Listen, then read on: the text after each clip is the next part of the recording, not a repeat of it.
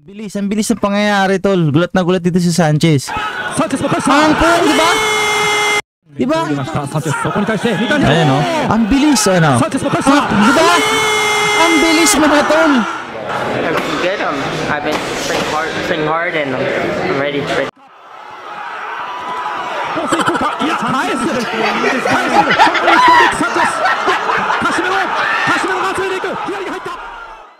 How do you think Real Casemiro is taking this fight?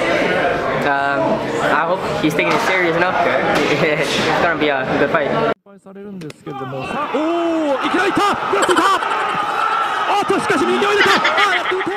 But he's like I said, he's three-time world champion. Yeah, he's strong. He's strong, but you know, I'm gonna test him.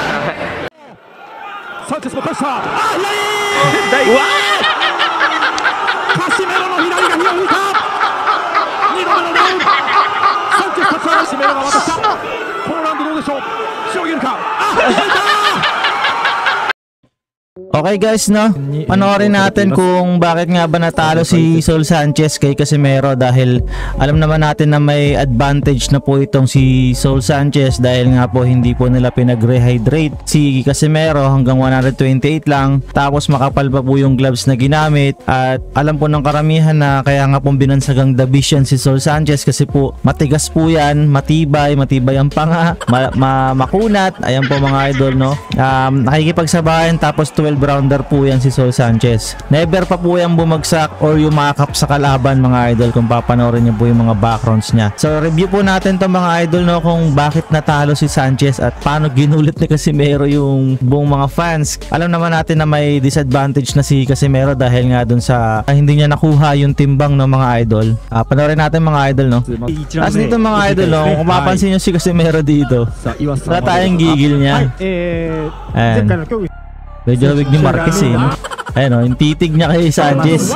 Medyo yung gigil niya dito kasi ikaw ba naman hindi pa kainin, eh, di ba? Ikaw ba naman pigilan yung ano mo, yung pagkain mo. Isang pounds lang naman yun mga idol, hindi naman yan title fight. May punto naman si Casemiro. Ayan, oh. Ikaw ba naman pakainin ng ng rambutan tsaka ng lansones, eh. So, diba?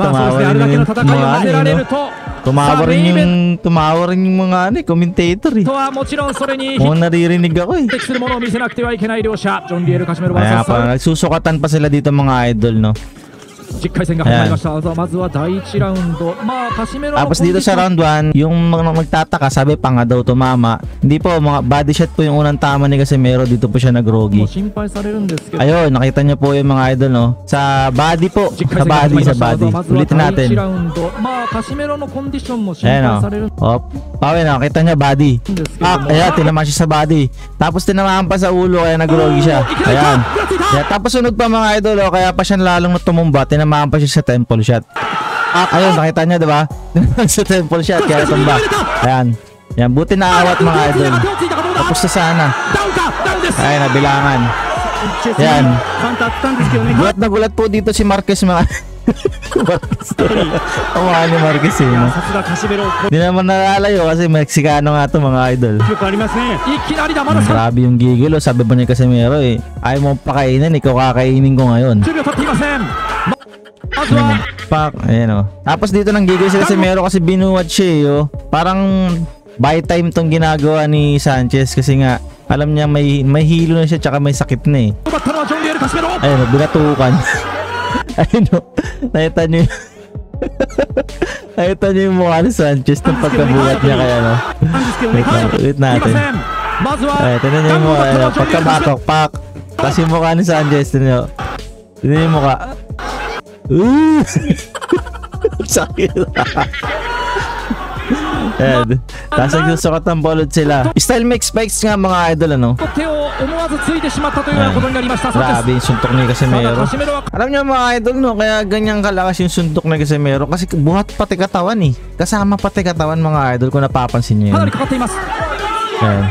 Dito mga idol, pumapasok na yung mga jab ni Saul Sanchez. Tinamaan na naman po siya sa mukha 3 beses. Ayan mga idol.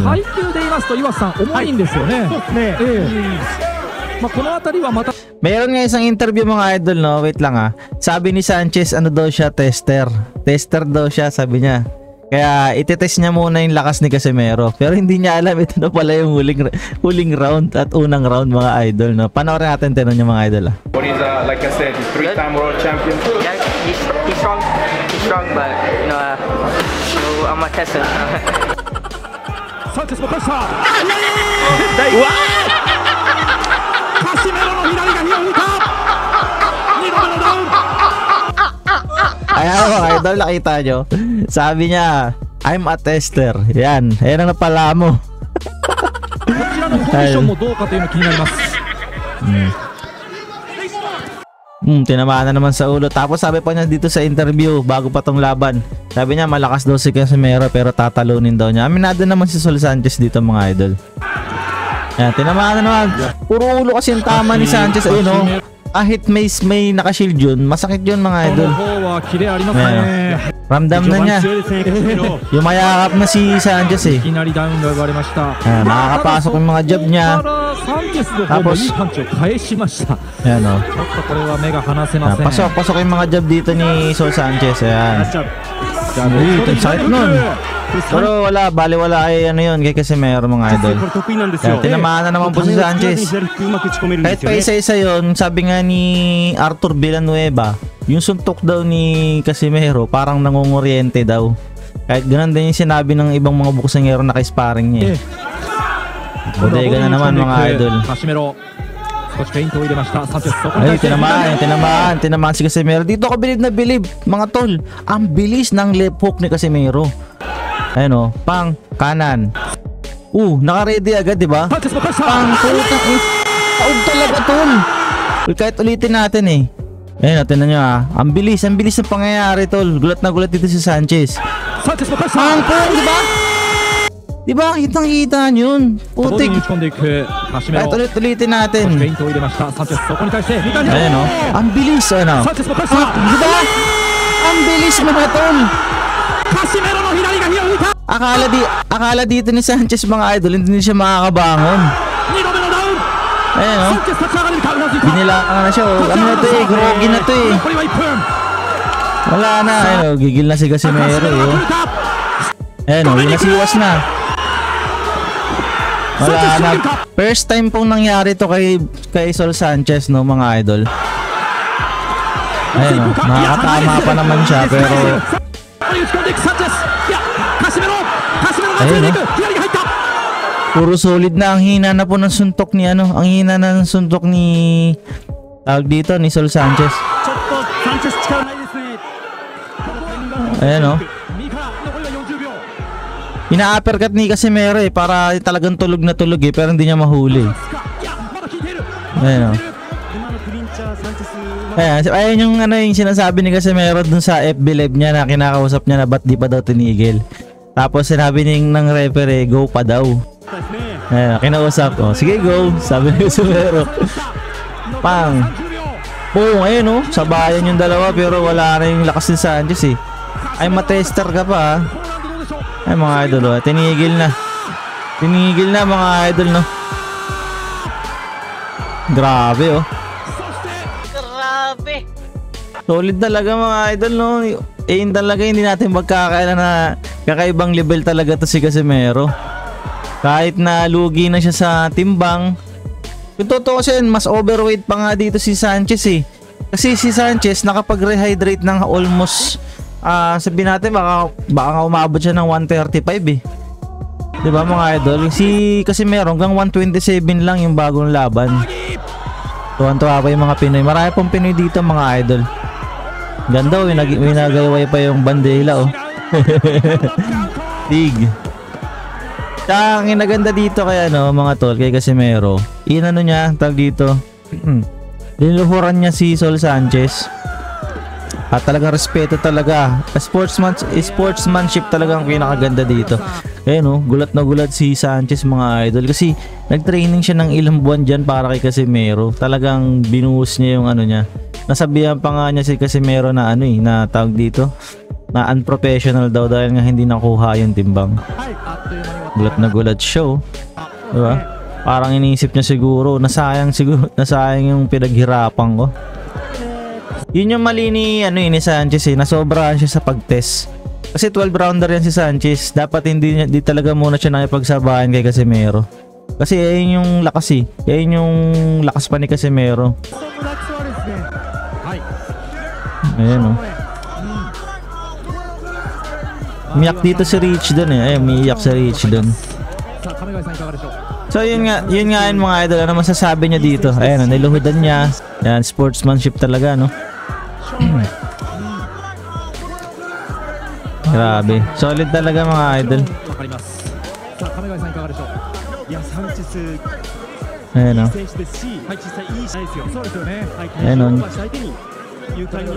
Ayan, ano siya. Dito yun, Pang! Ay, hindi pa. Ayan, tinamaan siya ng isa. Pero mahina lang, Ito talaga yun, Pong! Grabe talaga, no? Bulag talaga, Siguro kung normal na taong tinamaan, nun talaga. Tinamaan din ng Singitumba, nung laban nila. Pero naka-recover Singitumba, Wala, hindi na kinawat. Buti nga inawat ng referee, mga tol. Ang dami nagsasabi na bakit daw maaga yung pag-awat. Kasi hindi nyo kasi alam, mga tol. Kung pinagtinuloy-tuloy pa ni Casemiro, tinamaan ng isa. Hilo na, dugo na ilong Pag tinamaan pa ng isa ni Casemiro yan or dalawa, pwedeng mategi yan si Sol Sanchez, mga idol. Ayan, alam ng referee. Kaya goods lang na tinigil ng referee yung laban na yan, mga tol. Kasi pwedeng mapahamak si Sanchez dyan pag sinundan pa ni Casemiro yan. Ayan Di kasi alam ng iba yan Ayaw na nilang matanggap na natalo na sila sa talpakan Bakit daw tinigil agad? Di nyo alam, mong boxing sobrang hirap. Binuhat siya. Tuwan-tuwa na ang Japanese Boxing Commission na ito. Tsaka pwede nang ito, malaking factor tong laban na to kay Casemiro. Kasi alam nyo, mga tol, si TJ Doheny, diba, mga idol, wala naman siya sa top 1, top 2, or top 3 si TJ Doheny nung nilabanan siya ni Inoue. Mas pinili ni Inoue si Doheny kasi nga si Doheny sikat sa Japan. So mas bebenta yung laban niya kung si Doheny yung lalabanan niya over kay Akhmadaliev or Sam Goodman. Yung ganun po kasi nagbaan yan, mga idol. Boxing is business kasi. Ayan Tingin ko kay Sam Goodman naman, hindi natin sure kung bebenta yung laban ni Inoue dun. Pero dahil sa pinakita nga nito ni Casemiro, tingin ko bebentang-benta talaga to mga idol Tuwan-tuwa yung mga ringers Wala bang payakap dyan? Umiiwas no? Tuwan-tuwa yung mga Pinoy fans Niyakap siya. Guys, sportsmanship talaga.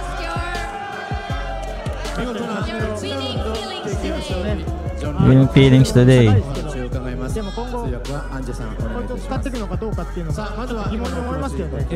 Ay, interview panoorin natin. May sinabi dito si naawa ako para kay Sanchez. Kasi grabe yung pag-training niya dito. Tsaka tinan mo, ang laki ng muscle. Talagang hindi na 122 pounder to. Nag-rehydrate ng matindi to. Round 2, basta ang goal ko, tatapusin ko, hindi ko aabutin ng round 2 sino pangalan nito? Sanchez. Lagi niya nakakalimutan yung pangalan. あまりきったりしてなかったんですけれども、でも自分のゴールは、自分の戦いはラウンドまでかわすと。We want Inoue daw, sabi nila ng mga idol. Yan lang yung mga idol, no? Ano masasabi nyo sa laban na to, mga idol, no? Props po kay Saul Sanchez. Kahit pa paano, natest na po niya yung lakas ni Casemiro. Comment down below your opinion, mga idol, na pag-uusapan natin yan.